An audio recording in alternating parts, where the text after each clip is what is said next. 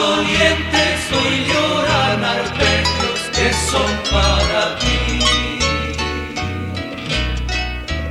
Anaí,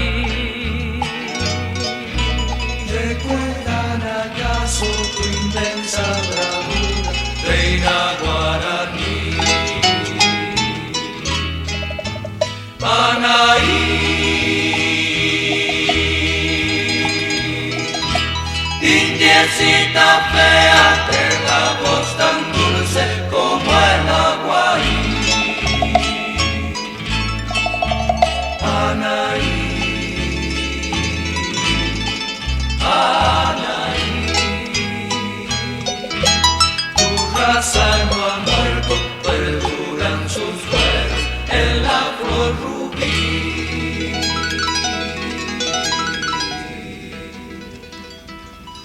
Defendiendo altiva tu indómita tribu, fuiste prisionera, condenada a muerte, ya estaba tu cuerpo envuelto en la hoguera.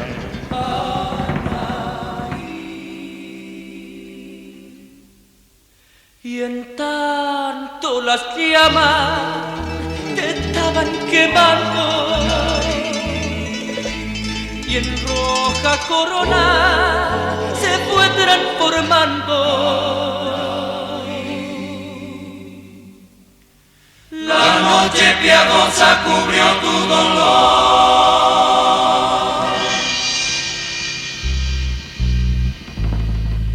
y el alma asombrada miró tu martirio, hecho ceibo en flor. Anaí, las arpas dolientes hoy lloran arpegios que son para ti. Anaí,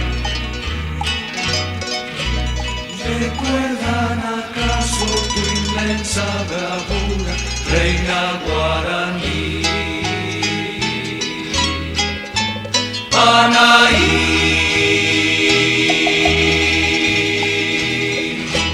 indiecita fea, de la voz tan dulce como el aguaí.